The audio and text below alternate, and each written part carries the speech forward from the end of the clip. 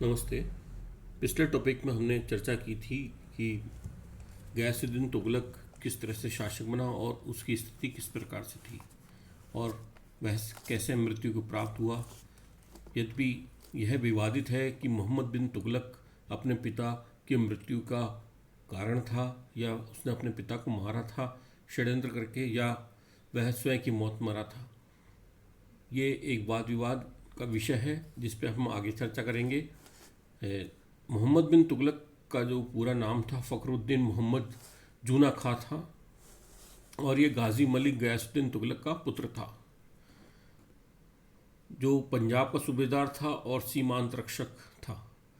इसका पालन पोषण एक सैनिक की भांति हुआ था और युवावस्था में इसने अपनी विद्वता का परिचय दिया था। इसकी शिक्षा दीक्षा अच्छी हुई थी, साहित्यिक रुचियाँ इसमें थी। खुसरो शाह के काल में ये अमीर आखुर के पद पर विद्यमान था और अमीर आखुर यानी अश्वशाला का अध्यक्ष था। ऐसा प्रतीत होता है कि गयासुद्दीन तुगलक ने जो सफलता पाई या सम्राट बादशाह बना, वह मोहम्मद बिन तुगलक के बिना संभव नहीं हो पाता था, या मोहम्मद बिन तुगलक या जोना खां ने अपने पिता को सम्राट बनने में, बादशाह बनने में पूरी तरह से सहयोग दिया और गयासुद्दीन तुगलक ने उसे युवराज बनाया और उलगू खां की उपाधि दी थी। 1321 में वारंगल पर विफल आक्रमण और 1323 में जो वारंगल पर सफल आक्रमण हुए वो जोना खां द्वारा किए गए और तेलंगाना राज्य को दिल्ली सल्तनत का अंग उसमें बनाया। गयासुद्दीन तुगलक की मृत्यु जब हुई उसके बाद मोहम्मद बिन तुगलक गद्दी पर बैठा और यह मोहम्मद तुगलक के नाम से गद्दी पर बैठा। इससे पहले इसका नाम जोना खां या उलगू खां उपाधि थी। 40 दिन तक वह तुगलकाबाद में रहा और उसके बाद बड़े ठाट बाट से उसने दिल्ली में प्रवेश किया। तो इस तरह से मोहम्मद बिन तुगलक गद्दी पर बैठ चुका था। मोहम्मद बिन तुगलक के शासनकाल को हम दो भागों में बांट सकते हैं। एक 1325 से 1335 का जो काल है, जिसमें उसने विभिन्न योजनाएं बनाई और विभिन्न योजनाओं को उसने लागू किया, जो प्रयोग का काल था।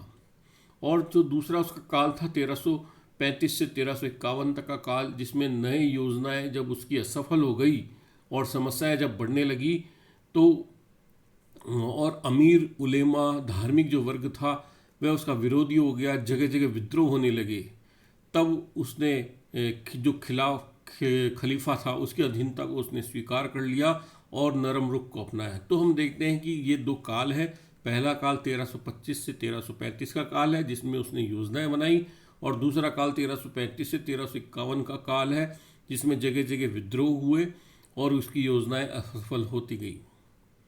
अब उसकी योजनाएं क्या थी या उसकी गृह नीति किस प्रकार से रही, जैसे हम देखते हैं कि जो उसका सबसे पहला जो कार्य था प्रांतों की आय व्यय का लेखा तैयार कराना। उसने अनेक अध्यादेशों को जारी करा और उन अध्यादेशों के द्वारा एक अध्यादेश ये था कि प्रांतों की आय व्यय का लेखा तैयार किया जाए। उसने प्रांतीय सूबेदारों को आज्ञा दी कि वह अपने प्रांतों की आय व्यय कितनी होती है उसका लेखा तैयार करे और यह समस्त राज्यों में एक सी राजस्व व्यवस्था को कायम करने का प्रयास था उसका, और वह देखना चाहता था कि कोई भी गांव भूमिकर से नहीं बचे। तो राज्य की आय को बढ़ाने के उसने काफ़ी प्रयास किए।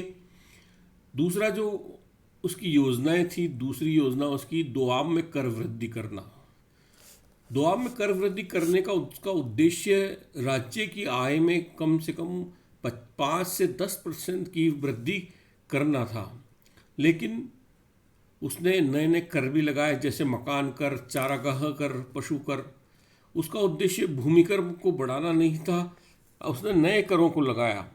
और नए कर ये इससे पहले भी रहे नए कर लगाए गए हैं। अलाउद्दीन खिलजी द्वारा मकान कर, चारागाह कर लगाए गए। उसने मकानों पर नंबर डाले, पशुओं को दागा ताकि पशु कर लगाया जाए। भूमि कर व नए कर कठोरता से वसूल करने के उसने आदेश निकाले।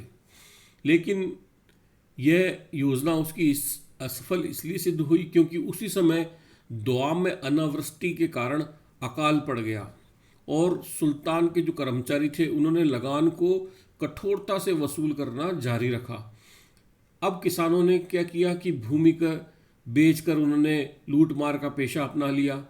मोहम्मद बिन तुगलक ने के किसानों की सहायता करने के लिए बीज उपलब्ध कराए, बैल उपलब्ध कराए, उनको ऋण दिया, सिंचाई के लिए नहरें खुदवाई, कुएं खुदवाए, लेकिन इसका कोई लाभ नहीं हुआ।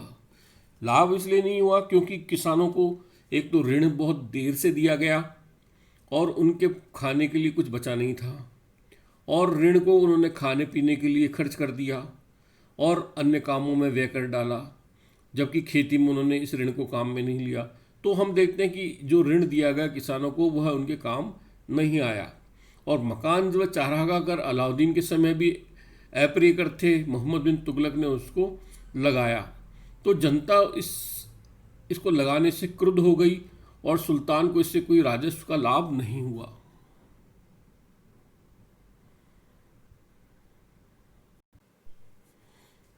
उसकी जो तीसरी योजना थी, नया कृषि विभाग स्थापित करना, उसने एक नया कृषि विभाग स्थापित किया जिसको दीवान ए अमीर को ही कहा जाता है।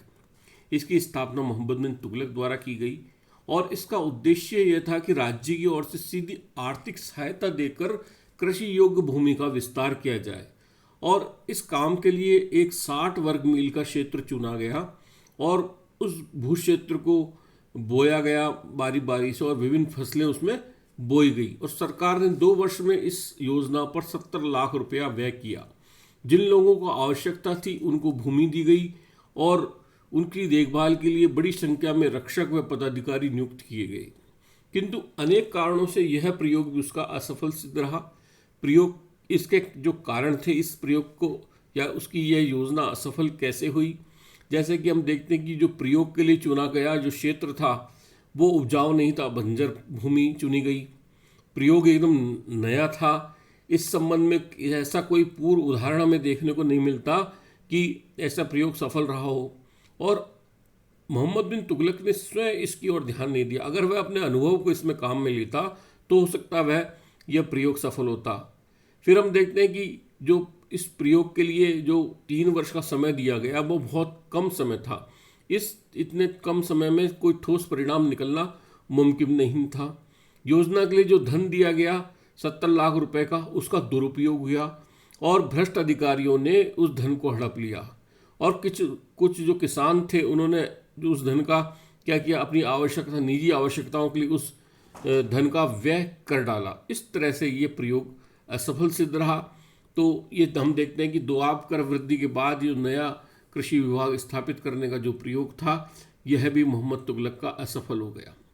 अब जो तीसरा प्रयोग था जो राजधानी परिवर्तन का प्रयोग था, यह किस तरह से वह उसने इम्प्लीमेंट में लाया वह हम देखेंगे। राजधानी परिवर्तन 1326-27 में की गई और राजधानी परिवर्तन के अंतर्गत उसने जो दिल्ली सल्तनत की राजधानी दिल्ली थी उसको छोड़कर उसने देवगिरी या दौलताबाद, देवगिरी का नाम बदल कर दौलताबाद रखा गया और उसको अपना राजधानी बनाया जो दक्षिण भारत में था। अब हम देखते हैं कि ये राजनीतिक प्रयोग उसने क्यों किया, इसके क्या कारण थे। पहला जो कारण था जिसमें हम देखते हैं कि मोहम्मद बिन तुगलक ऐसे स्थान पर राजधानी बनाना चाहता था जो सामरिक महत्व का हो और साम्राज्य के केंद्र में हो। तो दौलताबाद इस क्षेत्र से सामरिक महत्व का क्षेत्र था और पूरे भारत के केंद्र में हम मान सकते हैं कि देवगिरी जो था या दौलताबाद जो था भारत के केंद्र में था।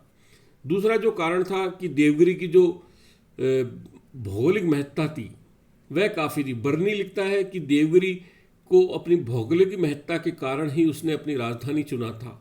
यह सल्तनत के केंद्र में था।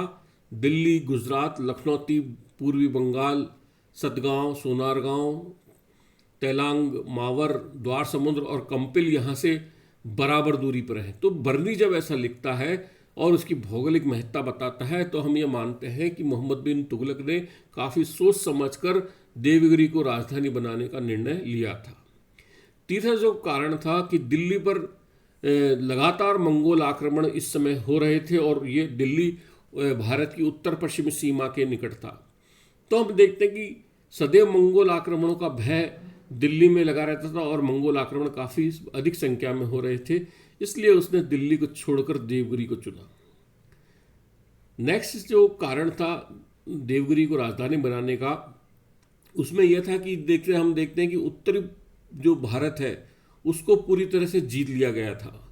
अब दक्षिण भारत अभी भी उपद्रवग्रस्त क्षेत्र था और वहाँ उसकी स्थायी विजय करनी बाकी थी। इसलिए अगर देवगिरी को राजधानी बनाया जाएगा तो दक्षिण भारत को आसानी से जीता जा सकता था। इसलिए उसने दक्षिण भारत को राजधानी बनाने का निश्चय किया। एक कारण सुल्तान का यह भी रहा कि दक्षिण भारत का जो अपार धन संपदा थी, उस अपार धन संपदा को प्राप्त करने के लिए मोहम्मद बिन तुगलक ने दक्षिण भारत की देवगिरी को राजधानी बनाया। अब एक कारण वुल्ज़ले हेग और जो विद्वान हैं वो बताते हैं कि इब्न बतूता जो मोरक्को निवासी था, इब्न बतूता, वह भारत आया और उसने लिखा था कि दिल्ली के नागरिकों ने गुमनाम पत्र लिखकर सुल्तान को बहुत अधिक गालियां दी थी, जिससे वह तंग आ गया था और उसने उन्हें दंड देने के लिए अपनी राजधानी का परिवर्तन कराया। लेकिन doctor A.L. Srivastava Ibn Battuta के इस कथन को असत्य मानते हैं। वे कहते हैं कि ये नितांत असत्य है कि मोहम्मद बिन तुगलक ने इस कारण से देवगिरी को राजधानी बनाया। इब्न बतूता ने राजधानी परिवर्तन और उससे जो कष्ट हुए जनता को उसका वर्णन किया कि किस तरह से कष्ट जनता को उठाने पड़े। वह लिखता है कि सुल्तान ने दिल्ली से दौलताबाद तक मार्ग में लोगों के आराम व सुविधा के लिए काफ़ी अच्छा प्रबंध किया था और कहा जाता है कि 700 मील लंबी सड़क के किनारे अस्थायी झोंपड़ियाँ बनाई गई और लोगों को मुफ्त भोजन व पेय उसने बांटे। छायादार वृक्ष भी लगवाए, पर इतने कम समय में छायादार कैसे हो सकते थे, क्योंकि वो बड़े नहीं हुए। लोगों को मकान व वस्तुओं के अभाव में मानसिक वेदना के कारण बहुत ज़्यादा कष्ट को झेलना पड़ा। अनेक लोग मार्ग में ही मारे गए और बहुत से दौलताबाद पहुंचकर चल बसे। तो सुल्तान की यह योजना भी विफल रही और सुल्तान यह न सोच सका कि केवल दिल्ली से दरबार ही हटाकर दौलताबाद को स्थापित किया जाना चाहिए था, न कि पूरी की दिल्ली जनता को। धीरे धीरे दरबारी व पदाधिकारी, बड़े व्यापारी, दुकानदार स्वयं दरबार में जाते और दिल्ली की मुसलमान जनता भी दक्षिण के हिंदू वातावरण में रहना पसंद नहीं करती थी। इस कारण यह उसकी योजना सफल हुई। सबसे बड़ी कठिनाई यह थी कि दौलताबाद से मंगोल आक्रमण से राज्य की उत्तर पश्चिमी सीमा की रक्षा करना बड़ा दुष्कर कार्य था कि अगर राजधानी दक्षिण भारत में स्थापित करी जाए तो उत्तर पश्चिमी भारत की जो सीमा थी उसको कैसे सुरक्षित रखा जाए। Doctor A.L. श्रीवास्तव ने इस कारण को महत्वपूर्ण कारण बताया। जब उसने ये देखा कि यह योजना उसकी असफल हो गई तो उसने लोगों को दौलताबाद से दिल्ली अपने घरों की ओर लौटने की आज्ञा दी, लेकिन इससे दौलताबाद उजड़ गया और दिल्ली भी आंशिक रूप से पुनः बसी। तो दिल्ली अपना समृद्ध और वैभव प्राप्त करने के लिए काफ़ी उसको इंतजार करना पड़ा। मोहम्मद तुगलक A.L. श्रीवास्तव के अनुसार उसके दो कारण थे कि मोहम्मद तुगलक ने एक तो अनुपयुक्त स्थान दौलताबाद को चुना, क्योंकि वहाँ से मंगोल आक्रमण का प्रतिरोध आसानी से नहीं किया जा सकता था, और उसके जो परिवर्तन करने का जो कारण था या परिवर्तन करने का जो तरीका था वह गलत था, क्योंकि अगर वह दरबार को दौलताबाद लेके आता तो यह योजना उसकी सफल होती। उसने पूरी दिल्ली की जनता को अपने साथ चलने की आज्ञा दी। ये जो उसका आदेश था ये गलत था। तो हम मानते हैं कि ये योजना भी उसकी असफल हो गई। कुछ विद्वान ऐसा कहते हैं कि जब मोहम्मद बिन तुगलक ने देवगिरी को राजधानी बनाने का निश्चय किया या आदेश दिया जब इब्न बतूता भारत नहीं आया था, अगर ये सच है तो जो गालियाँ दी गई सुल्तान को या पत्र लिखे गए वो शाही महल के ही कुछ लोगों के द्वारा किए जाने थे। अगर पूरे शहर को जो दंड दिया गया वह निंदनीय कार्य था।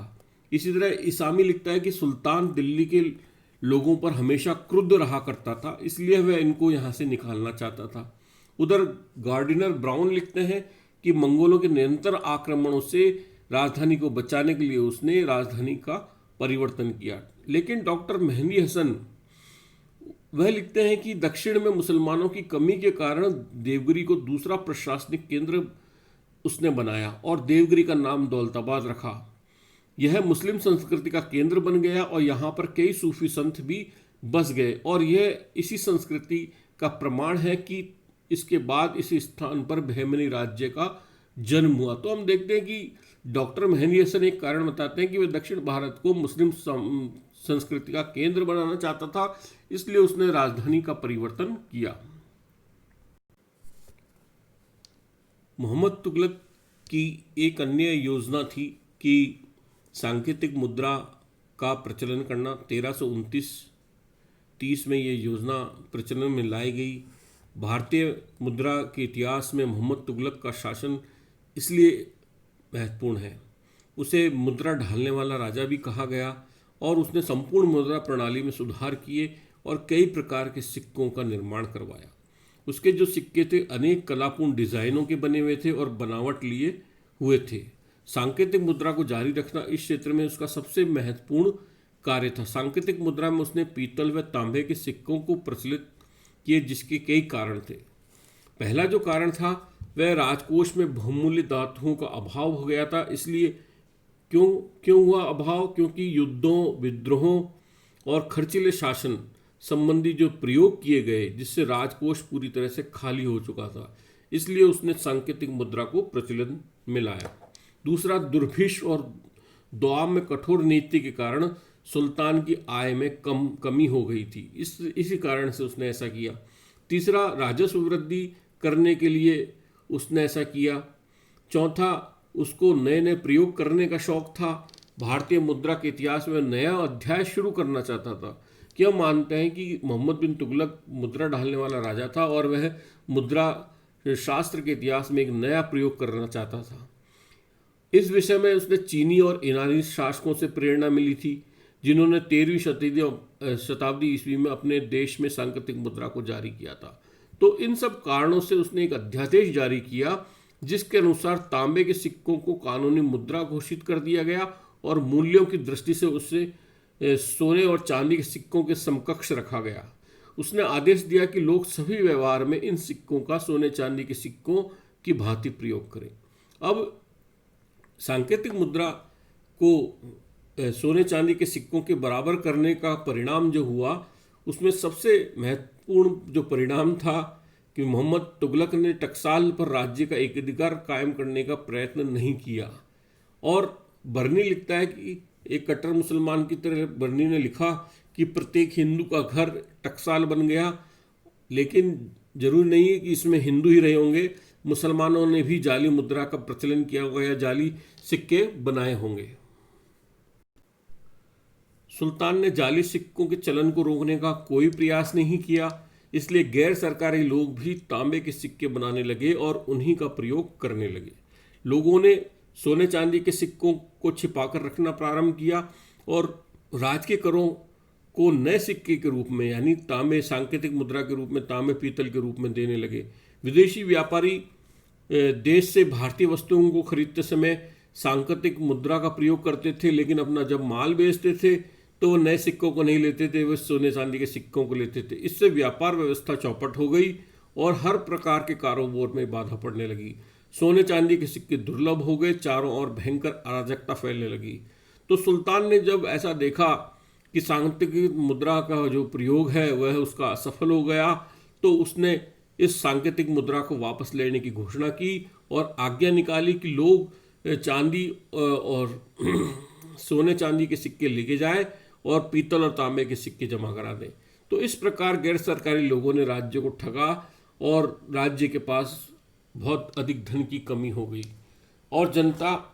A.L. श्रीवास्तव लिखते हैं कि सुल्तान की इस योजना का जो विफलता का कारण जनता का पिछड़ापन, देशभाव, अज्ञान नहीं था। यद्यपि वह इस सुधार के महत्व को समझ नहीं सकी। सुल्तान की यह भूल थी कि वह अपने युग की परिस्थितियों व कमियों को नहीं समझ सका, इसलिए इस योजना की विफलता का दायित्व उसी का था। तो मोहम्मद बिन तुगलक की यह योजना भी असफल हो गई। बर्नी ने ऐसा लिखा कि यह सांकेतिक मुद्रा जो प्रयोग किया गया वह खजाना खाली होने के कारण किया गया, ताकि सुल्तान के जो योजनाएं थी, जैसे राजधानी परिवर्तन वगैरह या नए प्रकाशीय विभाग की स्थापना विदेशों को जीतने की जो उसकी उत्कंठा, इसके कारण उसका खजाना खाली हो गया, जिसके कारण उसको एक सांगतिक मुद्रा चलानी पड़ी। लेकिन ऐसा नहीं है। जनता क्योंकि जब जनता ने जाली मुद्रा चलाई तो सुल्तान ने सांगतिक मुद्रा वापस ली और उनके बदले लोगों को सोने चांदी के सिक्के दिए। तो अगर यदि खजाना खाली होता तो सांकेतिक मुद्रा के बजाय सुल्तान सोने चांदी के सिक्के कैसे जारी कर सकता था वापस। तो यह हम देखते हैं कि उसका खजाना खाली नहीं हुआ था। दूसरा, नेल्सन राइट ने लिखा कि दिल्ली के सुल्तानों के सिक्कों की व्याख्या करते हुए उन्होंने कहा कि 1327 से 30 में जब सांकेतिक मुद्रा जारी की गई थी तो उस समय भारत में नहीं पूरे विश्व में चांदी की कमी हो गई थी। तो इस कारण से सांकेतिक मुद्रा का प्रचलन मोहम्मद तुगलक द्वारा किया गया।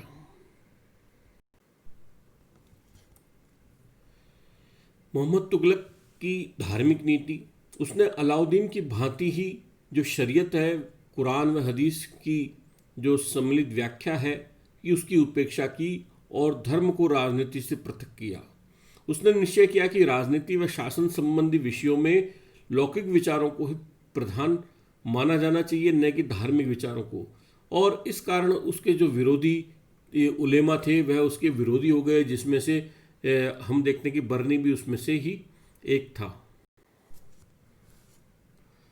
न्याय शासन में उलेमाओं का एकाधिकार इस समय था और इसमें सुल्तान ने उससे उन्हें वंचित कर दिया था। जब कभी काजियों का निर्णय उसे दोषपूर्ण लगता तो वह उसे लौटा देता था। उलेमाओं के अतिरिक्त अन्य लोगों को भी उसने न्याय संबंधी पदों पर नियुक्त कर दिया था। और उलेमाओं के विरुद्ध जो बगावत, राजद्रोह अथवा धार्मिक संस्थाओं के धन के गमन का उसने आरोप यदि लगाया जाता और वह सिद्ध हो जाता तो वह उन्हें कठोर दंड दिया करता था। तो इस प्रकार देखते हैं कि मोहम्मद बिन तुगलक ने जो उलेमा थे या धार्मिक लोग थे, काजियों के निर्णयों को पलटना उसने प्रारंभ किया। उलेमाओं के विशेषाधिकारों को उसने वंचित कर दिया, उन्हें कठोर दंड दिया, जिससे उलेमा वर्ग था वह उसका विरोधी हो गया। अब देखें उसकी राजत्व नीति क्या है, किस प्रकार से थी। उसके प्रारंभ में वह स्वतंत्र था और उसने खिलाफत की अवहेलना की।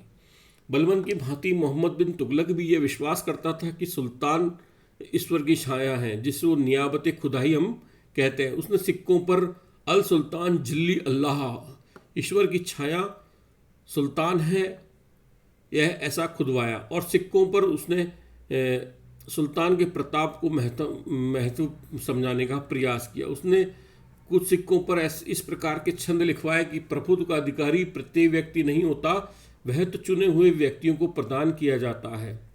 जो सुल्तान की आज्ञा का पालन करता है वह सच्चे रूप में ईश्वर की आज्ञा मानता है। नियाबत खुदाई, सुल्तान ईश्वर की छाया है, ईश्वर सुल्तान का समर्थक है। इस प्रकार के जो छंद थे उसने अपने सिक्कों पर खुदवाए। उसने खलीफा के नाम का उल्लेख करना बंद कर दिया और स्वयं को खलीफा की उपाधि तो नहीं दी उसने, लेकिन जो खलीफा का नाम का उल्लेख उसने अपने सिक्कों पर नहीं किया।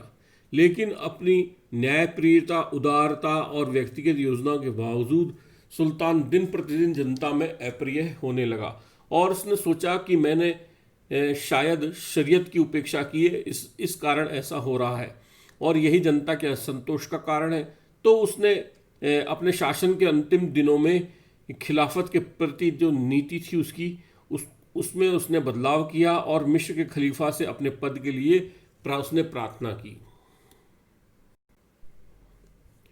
अपने सिक्कों पर से अपना नाम हटाकर उसने खलीफा का नाम खुदवाया और समस्त राज्य सुल्तान के नाम से नहीं अपितु खलीफा के नाम से जारी की। 1340 में उसने मिस्र के खलीफा के एक वंशज गयासुद्दीन, जिसकी स्थिति एक भिखारी की जैसी थी, उसको उसने आमंत्रित किया और उसने उसको बहुमूल्य भेंटें प्रदान की। लेकिन सुल्तान अभी भी लोकप्रिय नहीं हुआ जनता में और यह माना जाता है कि वह उदार व सहिष्णु तो था ही और हिंदुओं को उसने महत्वपूर्ण पदों पर भी नियुक्त किया था। लेकिन हम देखते हैं कि वह जनता में अप्रिय रहा। इस तरह से हम देखते हैं कि मोहम्मद बिन तुगलक की जो योजनाएं थी वह काफ़ी अच्छी थी और समय से काफ़ी आगे थी, लेकिन फिर भी उसकी यह योजनाएं असफल सिद्ध हो गई। हम मानते हैं कि मोहम्मद बिन तुगलक अपने समय से बहुत आगे था। तो ये मोहम्मद बिन तुगलक की योजनाएं थी। उसके चरित्र और उसके बारे में जो हम उसके चरित्र का उसका मूल्यांकन करेंगे वो नेक्स्ट टॉपिक में करेंगे। Thank you.